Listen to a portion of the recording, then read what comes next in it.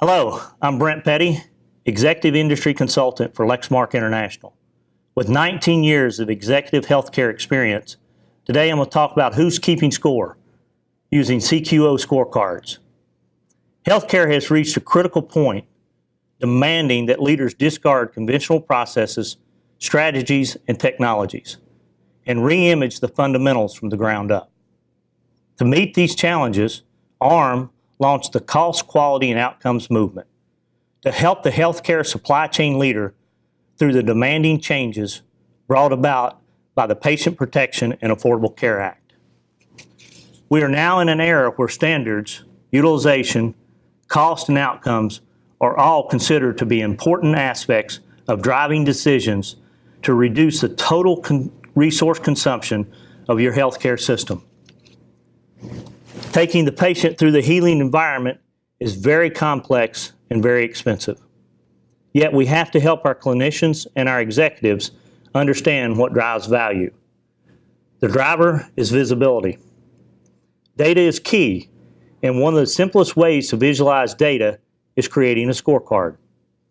Not just any scorecard, a scorecard that is simple, measurable, repeatable, and demonstrates cost compared to quality. Scorecards promote a decision-making process that seeks the consent of all participants. In a hospital, our typical participants are the C-suite, supply chain, clinical leaders, and our frontline staff. Majority of the time, most decisions are managed directly by the supply chain, clinical leaders, and frontline staff. However, with very large dollar projects, hospital or system-wide decisions, often the C-suite is brought in. In today's environment, supply chain does not control all of the cost, and they do not influence all of the quality.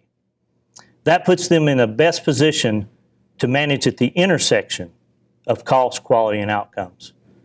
In the past, we've used a typical scorecard showing our costs from admission to discharge and how we compare that cost to other practitioners. Here we show 19 surgeons in a typical procedure of a total knee. We see on the screen the total cost, their volumes, and how they compare to their peers, how they compare to average, how they compare to the top 25th percentile, and how they compare best in class. In the past, before cost, quality, and outcomes, we would simply take those prices and challenged our practitioners to get to the best cost possible. Our next example is a scorecard using the same data but adding the quality measures to it. We see on the left-hand side of our scorecard, we see the MS-DRG name and number, and then our typical measures of total volume, supply cost per patient, total cost per patient, margin per patient. On the right-hand side of our scorecard, we now add in the quality measures. In this case, these quality measures are from Medicare, and they are risk-adjusted mortality, complications, readmissions, and clinically adjusted length of stay. So as we see, typically we would look at the total cost per patient. Shown here in a partial hip, we see our first surgeon at $6,299. Our second surgeon at $4,189. In the past, before CQO, we would simply concentrate on the price paid and challenge one surgeon to perform as well as the other.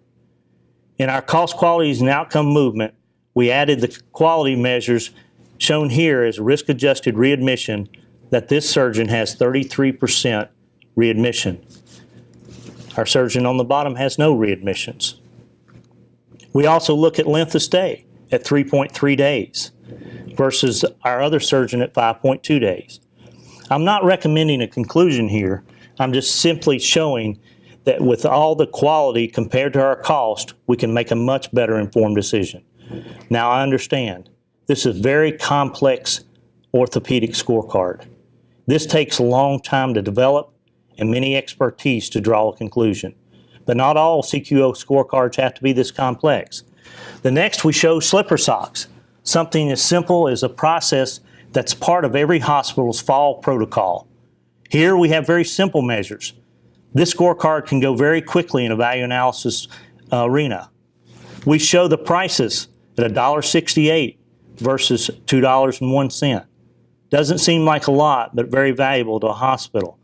And typically in the past, we would have encouraged everyone just to use the least expensive slipper socks.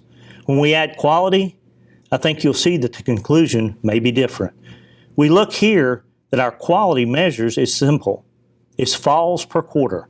How many people fell in which unit during a specific time frame? We see 3 on one floor and a high of 12 on another floor. And we compare that to our cost, and the conclusion may be that the least expensive sock or the most expensive sock is not the right answer. Again, not recommending a conclusion here, just simply pointing out with the data, when you put cost beside quality, can draw different conclusions. So, in conclusion, I want to challenge you to take a holistic approach. Be concerned with the complete system rather than just analyzing parts, especially price. I'm going to challenge you to sustain the effort. Be a detailed-oriented but a big-picture thinker. And please follow through. Have fortitude and make sure your actions produce your outcomes.